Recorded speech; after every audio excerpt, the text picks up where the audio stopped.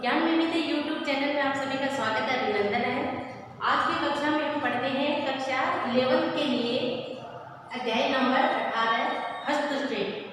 हस्तक्षेप जिसके कवि है श्रीकांत वर्मा जी। बहुत ही सुंदर मगध को लेकर ये लिखी गई कविता है, जहाँ निरंकुश शासन और जनतंत्र की स्थापना है वो कैसे हो सकती है, वो इस कविता के माध्यम से बताया गया है। प्रयास श्रीकांत वर्मा जी का रहा है, बहुत ही सुंदर उनका प्रयास। इससे पहले इनका जीवन परिचय पढ़ते हैं। इनका जन्म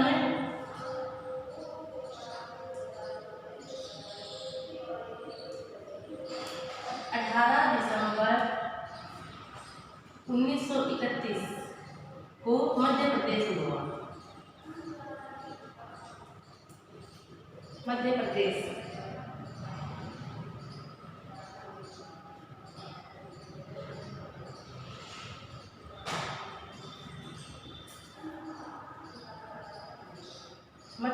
के बिलासपुर में हुआ।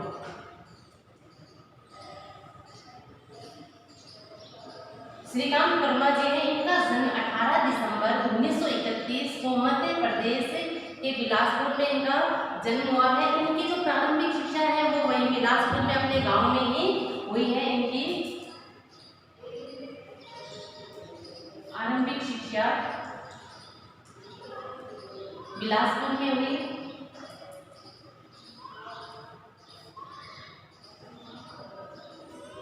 सन 1956 में इन्होंने नागपुर विश्वविद्यालय से एमए की डिग्री प्राप्त की थी। हिंदी में इन्होंने एमए किया था और इसके बाद में इन्होंने एक पत्रकार के रूप में अपना साहित्यिक जीवन है वो शुरू किया था। 1956 में नागपुर विश्वविद्यालय से 1956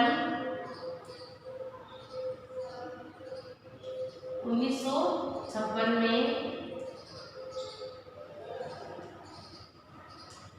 नागपुर विश्वविद्यालय से इन्होंने हिंदी विषय में एमए किया था। इसके बाद में इन्होंने एक स्वतंत्र लेखक के रूप में अपना साहित्यिक जीवन है वो शुरू किया था। एक पत्रकार के रूप में अपना साहित्यिक जीवन शुरू किया। वे श्रमिक कृति, दिनमान और वर्णिका आदि पत्रों से संबंधित रहे हैं। इन्होंने श्रमिक कृति, दिनमान और वर्णिका आदि पत्रों से इनका संबंध है वो रहा है। मध्य प्रदेश सरकार ने इन्हें कई पुरस्कारों से सम्मानित भी किया था, जिसमें इनके आते हैं तुलसी पुरस्कार,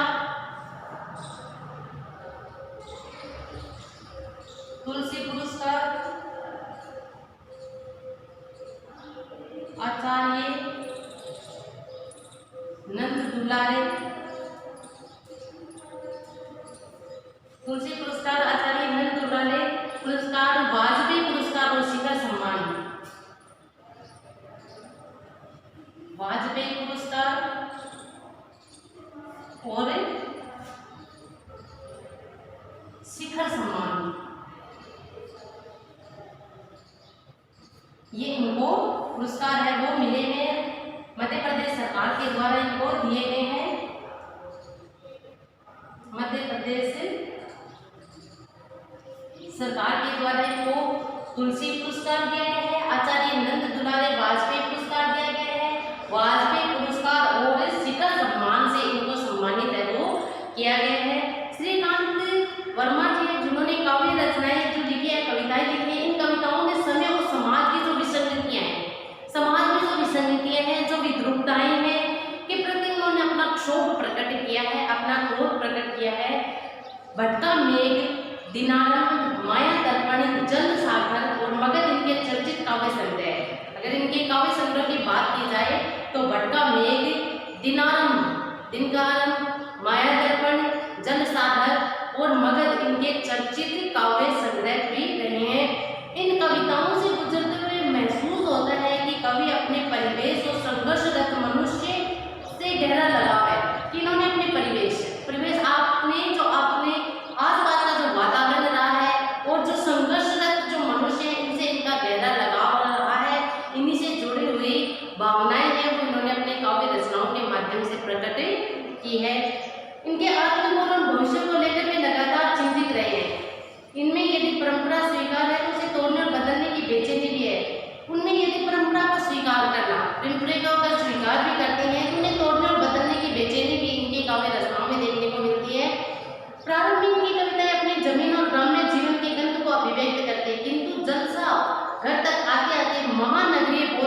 टिप्पणी नहीं करती है, या कहना चाहिए शहरीकरण अमानवीय का खिलाफ एक संवेदनात्मक बयान में बदल जाती है। यानी कि उन्होंने जो अपनी शुरुआत की जो कविताएं लिखी थी अपने ग्रामीण जीवन को लेकर लिखी थी, लेकिन जलसा घर तक कविता लिखते लिखते इनका जो झुकाव है वो शहरी जीवन की तरफ भी आने लगता है।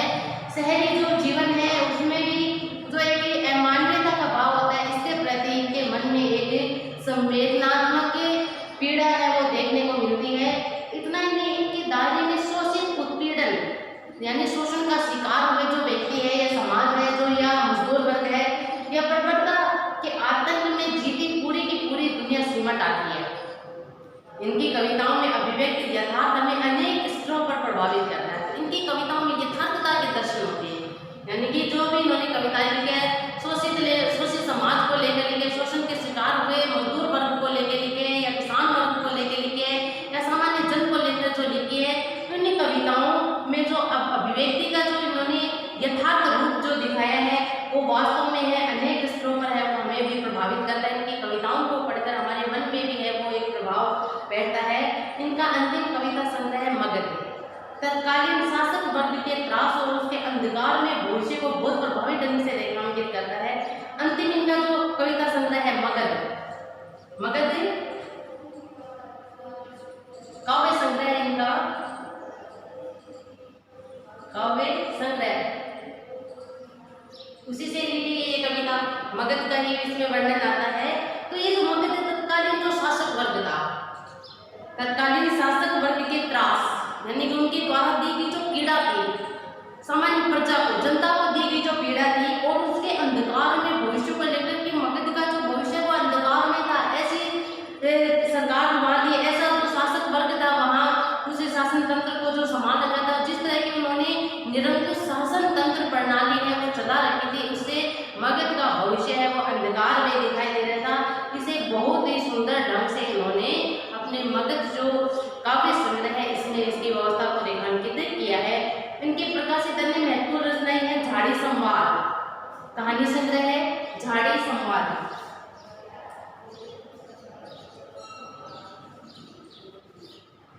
ये कहानी संग्रह झाड़ी संवाद कहानी संग्रह है। दूसरी बात इनका उपन्यास है,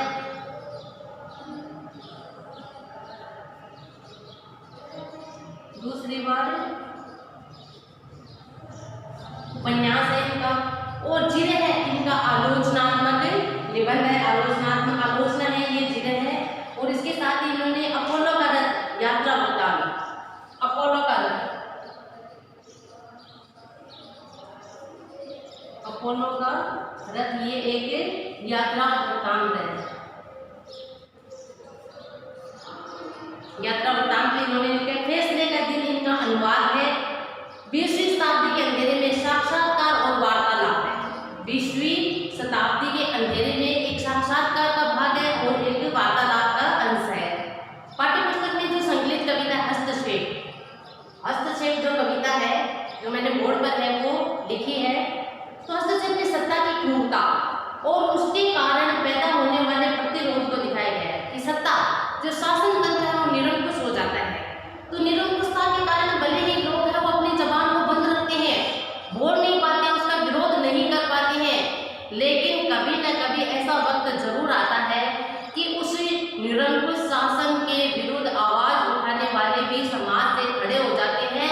एक जो यहाँ अंतिम पंक्ति में देखिए यहाँ आता है कि यह प्रश्न हस्तक्षेप करता है मनुष्य कि नगर के बीच से गुजरता हुआ मुर्दा व्यक्ति भी प्रश्न कर रहा है कि शासन तंत्र के व्यक्ति क्यों मरता है, यह प्रश्न करता है। कहने का तात्पर्य मुद्दा यहाँ जो इसका तात्पर्य कहा है कि एक ऐसा व्यक्ति जो निर्बल है, असहाय है और जो शोषण का शिकार हो चुका है, ऐसा व्यक्ति भी है, वो भी जब उचित समय आता है तब अपना आवाज उठा सकता है, हस्तक्षेप कर सकता है, विरोध प्रतिरोध है वो कर सकता है।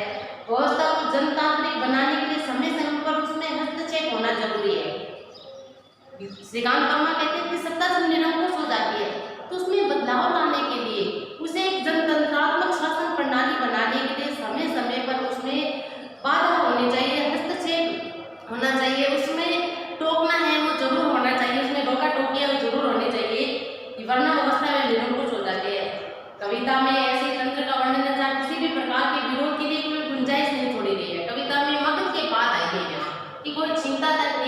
कि मगध की शांति भंग न हो जाए। मगध आपने जरूर इतिहास में मगध का नाम सुना होगा, जहाँ पर नंद वंश का राजा घनानंद का शासन था। अंतिम जो नंद वंश का राजा है घनानंद, निरंकुश शासन था, बहुत ही निरंकुश शासन था। अपनी जनता पर, अपनी प्रजा पर बहुत अत्याचार करता था, शोषण करता था। तो उस निरंकुश जो शासन व्यवस्था थी उसी का ही वर्णन है इस कविता के माध्यम से क्या है। तो जहाँ किसी भी प्रकार का विरोध करने की हिम्मत कोई नहीं दिखा पाता था, कोई गुंजाइश ही नहीं छोड़ता था कि कोई उसका विरोध करे। कवि सवाल करता है कि जब मुद्दे का भी हस्तक्षेप करना संभव हो, समाज में जीता जाता मनुष्य चुप क्यों। तो कहते हैं कि जब समाज में एक मुद्दा जब जा रहा होता अपने न्यास पर, तब वो भी एक सवाल, एक प्रश्न चिन्ह छोड़ जाता है कि समाज में इस तरह की व्यवस्था क्यों है, क्यों व्यक्ति को है समय से पहले ही मरना पड़ता है। तो जब वो एक मरा हुआ व्यक्ति ऐसा सवाल, ऐसे प्रश्न चिन्ह छोड़ जाता है, तो जीवित व्यक्ति चुप क्यों रहता है, क्यों नहीं आवाज उठाता, क्यों नहीं हस्तक्षेप करता है, क्यों नहीं उसे निरंकुश शासन प्रणाली का प्रतिरोध करता है। यही इस कविता के माध्यम से है, जागृति लाने का संदेश है। ये कविता है श्रीकांत वर्मा जी की देती है। तो हम चलते हैं मूल पाठ और मूल कविता की ओर। कोई छींकता तक नहीं, कोई छींकता तक नहीं इस डर से कि मगध की शांति भंग न हो जाए। मगध में निरंकुश शासन तंत्र प्रणाली चली हुई है। नंदवंश का राजा, अंतिम नंदवंश का राजा घनानंद, निरंकुश, अत्यधिक अत्याचारी, वो विलास में जीवन जीने वाला, मदिरा में हर वक्त है अपने आप को लिप्त रखने वाला, नशे में हर वक्त रहना, सुरापान करने वाला, नृत्य है वो देखने वाला, हर समय भोग विलास में डूबा हुआ, लेकिन अपनी शक्ति के बल पर, अपनी ताकत के बल पर ऐसी निरंकुश शासन प्रणाली उसने मगध में है वो स्थापित कर रखी थी कि कोई व्यक्ति उसके विरुद्ध आवाज ही नहीं उठा सकता था।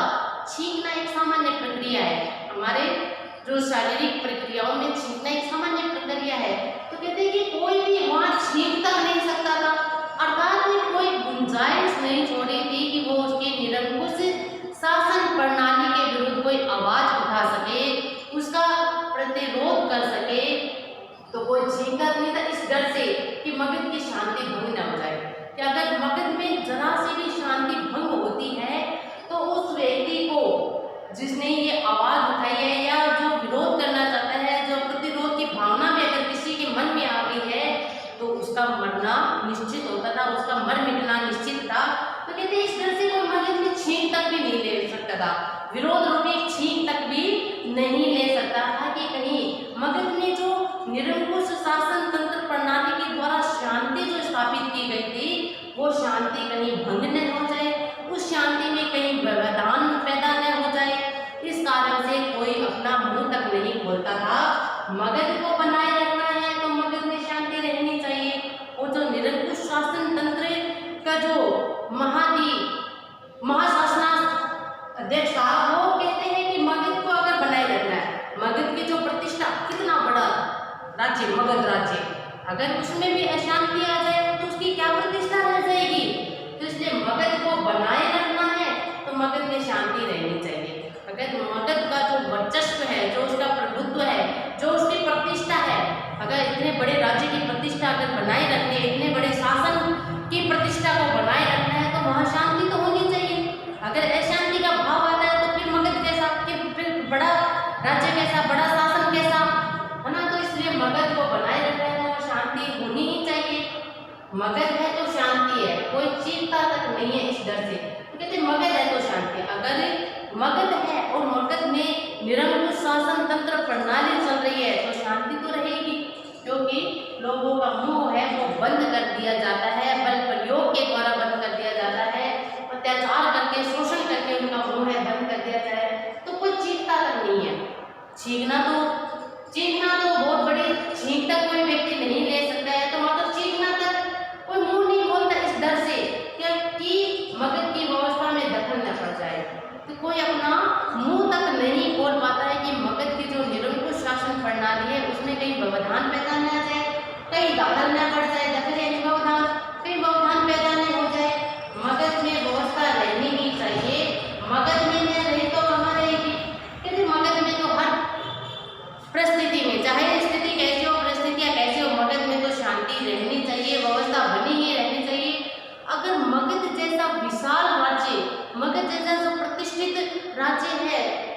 उसमें शांति नहीं रही, उसमें व्यवस्था नहीं रही, तो फिर कहाँ रहेगी? छोटे राज्यों की तो बात ही नहीं आती है। छोटे राज्यों में तो फिर शांति स्थापना की बात ही नहीं होती है। तो मगध में नहीं रही तो फिर कहाँ रहेगी? प्रश्नवाचक है कि फिर कहाँ रहेगी? अगर मगध में शांति नहीं है, मगध में व्यवस्था नहीं है, मगध के लोग हैं वो डर डर के नहीं जी रहे, तो फिर और लोग कैसे जिएंगे डर के? क्या कहेंगे लोग? और लोग क्या कहेंगे? अगर मगध में शांति नहीं रहती है तो आस पड़ोस के जो राज्य हैं, जो मगध का वर्चस्व मानते थे, प्रभुत्व मानते थे, जिसके अधीन जो राज्य आते थे, तो वो लोग क्या कहेंगे? वो राजा क्या कहेंगे कि मगध जैसे विशाल राज्य में जब शांति नहीं है, वहां पर व्यवस्था कायम नहीं रह सकती है, तो हमारे कैसे रहेगी? लोगों का क्या? लेकिन कहते हैं कि लोगों का क्या, लोग तो कहते ही रहते हैं। लोग तो यह भी कहते हैं कि मगध अब कहने को मगध है, रहने को नहीं। तो कहते हैं लोगों के लिए क्या, लोगों का तो मुंह है, उसको बंद नहीं किया जा सकता। लोग तो पीछे से भले डर डर के ही सही, लेकिन बातें तो करते हैं आपस में, डर डर के ऐसी बातें तो करते हैं कि लोगों का क्या, वो तो कहते ही रहते हैं आपस में, ऐसी बातें करते रहते हैं कि मगध अब कहने को मगध नहीं है, मगध अब रहने के लिए मगध नहीं रह गया है, रहने को तो नहीं मगध है, वो तो अब कहने यानी नाम मात्र का मगध है, वो रह गया है। कि लोग क्या कहेंगे? मगध कहते हैं कि मगध कहने को मगध है, यानी कि उसका केवल वर्चस्व इतना रह गया है कि बस वो एक बड़ा राज्य है और एक बड़ा प्रदेश है, बड़ा राज्य है, एक निरंकुश शासन तंत्र प्रणाली वहां चल रही है। तो लोगों में जब ये शासन व्यवस्था से जब वो उब जाते हैं, पूरी तरह से परेशान हो जाते हैं, अत्याचारों से जब उनकी शासन व्यवस्था एकदम पूरी तरह से गड़बड़ा जाती है, तब लोग आपस में फुसफुसाहट करने लगते हैं, कानाफूसी करने लगते हैं कि मगध है, अब मगध नहीं रहा। अर्थात कोई मगध एक समय ऐसा था जब मगध का बहुत ऊंचा नाम था, सभी इसका वर्चस्व मानते थे, लेकिन अब मगध में जब निरंकुश शासन प्रणाली है, घनानंद का जब राज्य है, तो मगध नहीं रह गया है, रहने को नहीं है, रहने के लिए नहीं, बस केवल इसका नाम मात्र है, वो रह गया। इसका वर्चस्व जो कभी हुआ करता था वो वर्चस्व अब नहीं है, ये केवल नाम मात्र का मगध है, वो रह गया है। कोई टोकता तक नहीं इस डर से कि मगध में टोकने का रिवाज न बन जाए, है ना। तो कहते हैं कि कोई इस बात का विरोध नहीं करता है कि एक बार अगर किसी ने विरोध की आवाज उठा ली या विरोध की चिंगारी अगर सुलग गई, तो उसे एक अपनी के रूप में महाअग्नि बनने से कोई नहीं रोक सकता। तो कहते हैं कि कहीं ये रिवाज न बन जाए, इसलिए कोई टोकता तक नहीं है। शासन व्यवस्था जैसी चल रही है, जैसा व्यवस्था आ रही है, जैसी निरंकुश व्यवस्था चल रही है, सब उसको सह रहे हैं, सहन कर रहे हैं, कोई बोल तक नहीं पाते, तो कोई टोकता नहीं है। और इस डर से नहीं टोकते हैं कि कहीं मगध में टोकने का रिवाज न बन जाए, तो कहीं ये जो विरोध करने की परंपरा है ये मगध में स्थापित ही नहीं हो जाए, फिर तो कोई भी राजा विरोध करने की दौड़ के लिए लोग हैं वो खड़े हो जाएंगे। और अगर एक बार ये शुरू हो गई तो फिर कभी नहीं रुकता हस्तक्षेप। अगर शासन व्यवस्था में एक बार हस्तक्षेप अगर कोई जनता करने लग जाए, विरोध करने लग जाए, प्रतिरोध करने लग जाए, तो फिर एक बार शुरू होने पर ये कभी नहीं रुकेगा। बार बार जनता है वो सामने आएगी, बार बार उनके हर नियम कानून कायदे के विरुद्ध है वो हस्तक्षेप करेगी, आवाज उठाएगी। इसलिए इस डर से है तो इन्हें इतना अधिक भयभीत कर दिया गया है जनता को। अगर कोई आवाज उठाने की कोशिश भी करता है तो आवाज तुरंत दबा दी जाती है कि कहीं ये रिवाज न बन जाए, मगध में कहीं यह परंपरा न बन जाए टोकने की, हस्तक्षेप करने की। इसलिए इस आवाज को तुरंत उसी समय है वो दफना दिया जाता है। वैसे तो मगधवासियों कितना भी कतराओ, लेकिन कभी यहाँ कहते हैं कि हे मगधवासियों तुम भले कितना ही कतराओ, तुम भले टोका टोकी मत करो, हस्तक्षेप मत करो, छीको तक मत, या तुम्हें अपनी चीख तक मत निकालो, तुम पर कितना ही अत्याचार किया जा रहा है लेकिन तुम चीख तक मुझसे नहीं निकालो। तो वैसे तो मगधवासियों तुम कितना भी कतराओ, यानी कितना भी बचो इस निरंकुश शासन तंत्र से, इस शोषण तंत्र से, इस जो अत्याचार से तुम कितना भी बचो मगधवासियों, लेकिन तुम बच नहीं सकते। लेकिन तुम इस निरंकुश शासन तंत्र से बच नहीं सकते। अगर तुम चुप रहोगे तो कैसे बचोगे? और नया शासक आएगा, ये हट जाएगा तो और नया शासक आएगा, वो भी अत्याचार करेगा, वो भी आप पर नियम कानून कायदे थोपेगा, तो तुम बच नहीं सकते हस्तक्षेप से। जब कोई नहीं करता तो कहते हैं मगधवासियों ऐसे शासन तंत्र पर, इसे शासन सिंहासन पर जो विराजमान राजा है उसे कहते हैं कि तुम भले ही कितना ही बचने की कोशिश करो, जनता के इस विरोध से बचने की कोशिश करो। लेकिन कभी न कभी जब तुम्हारी शासन तंत्र प्रणाली या तुम्हारे पाप का जब घड़ा भर जाता है, या तुम्हारी शासन तंत्र प्रणाली है वो लोगों को बहुत अधिक व्यथित करने लगेगी, बहुत अधिक पीड़ा देने लगेगी, कष्ट देने लगेगी, तो कोई ना कोई आवाज जरूर उठाएगा। तो तुम बच नहीं सकते हस्तक्षेप से। तुम कितना भी बचो, कितना भी निरंकुश, कितना भी बल प्रयोग कर लो, लेकिन तुम्हें बच नहीं सकते लोगों के हस्तक्षेप से, जनता के विरोध से तुम बच नहीं सकते।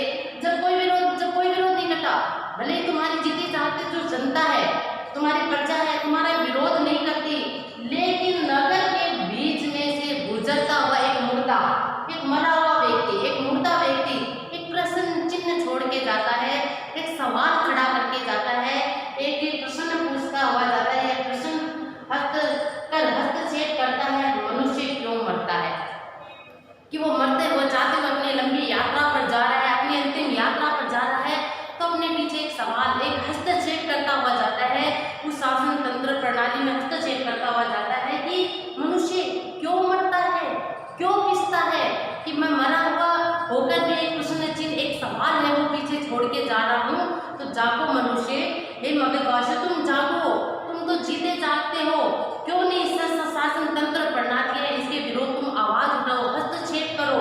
तो कहते हैं कि मनुष्य है वो क्यों इस तरह से दबे कुचले होकर क्यों मरता चला जाता है, क्यों उसे हर समय है वो मारा जाता है, जीते हुए भी उसे पल पल है वो मारा जाता है।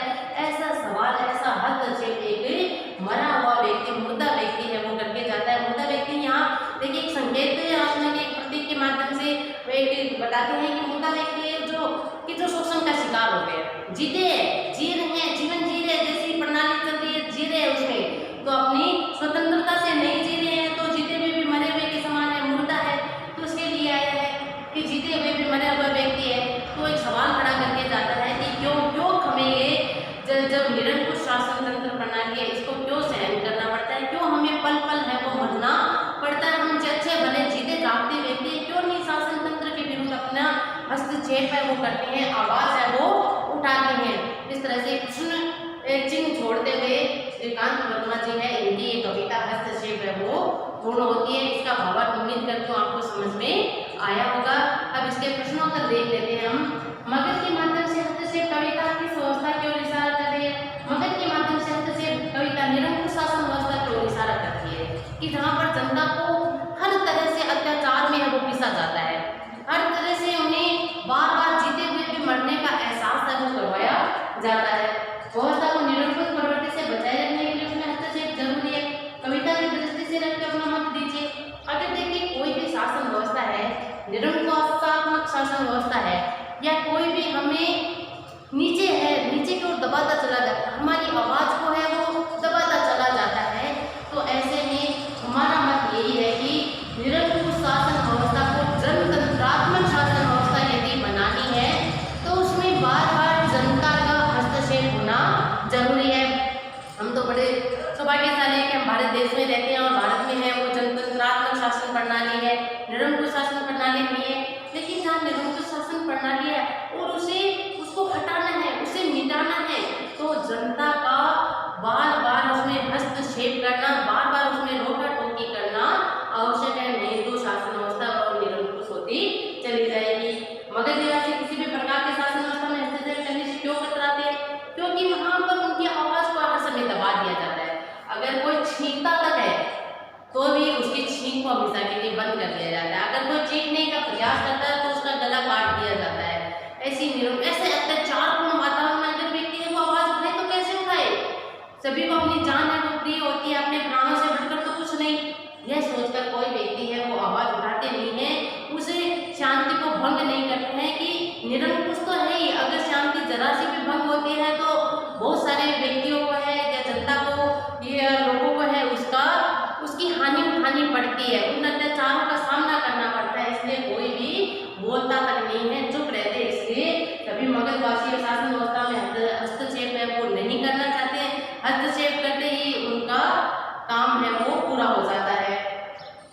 मुद्दे का हस्तक्षेप क्या प्रश्न खड़ा करता है? प्रश्न की सार्थकता कविता के संदर्भ में स्पष्ट कीजिए। मुद्दे का हस्तक्षेप ये प्रश्न खड़ा करता है कि मनुष्य क्यों मरता है, क्यों तब तक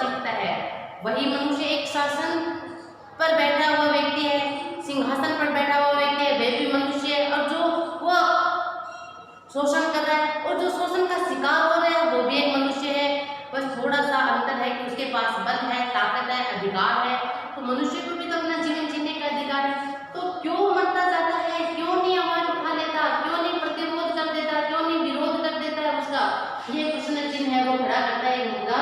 और प्रश्न की सार्थकता यही है कि व्यक्ति को है वो अपनी आवाज है वो उठानी चाहिए। मरा हुआ व्यक्ति जब ये आवाज उठा सकता है, एक प्रश्न छोड़ के जा सकता है, तो एक जीता जाता व्यक्ति है वो क्यों नहीं उसके विरुद्ध आवाजें उठा सकता।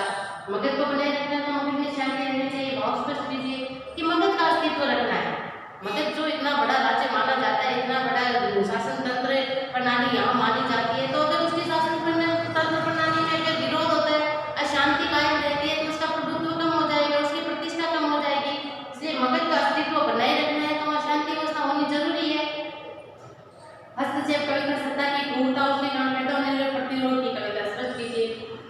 हस्तक्षेप कविता सत्ता की क्रूरता, हम देखते हैं ना सत्ता की क्रूरता भी किस प्रकार से क्रूर आचरण के द्वारा है वो जनता पर हर समय शोषण किया जाता है। जीते हुए भी मरे हुए के समान व्यक्ति को अपना जीवन जीना पड़ता है, हर पल में घुट कर अपना जीवन जीना पड़ता है।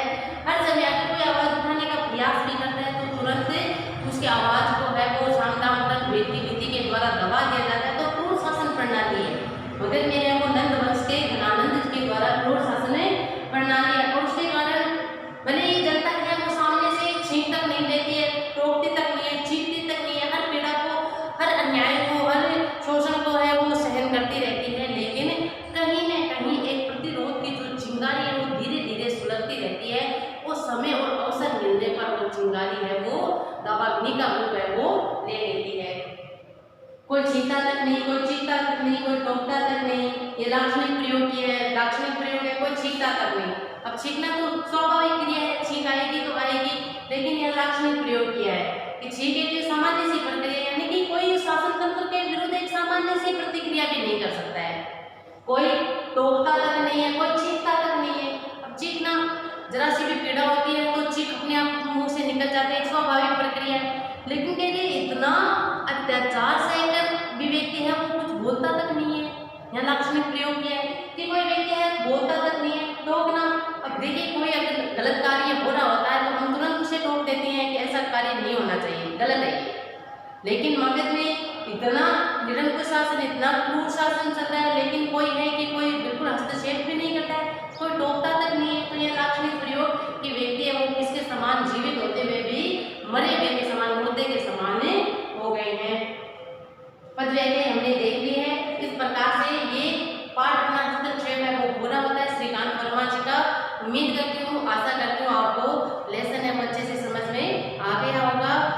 और इसी के साथ इसके शब्दार्थ, इसके लेखक परिचय है वो आपको लिखना है, याद करना है। अगले चैप्टर के साथ, अगले लेसन के साथ फिर मिलते हैं कल की कक्षा में। आज के लिए बस इतना ही।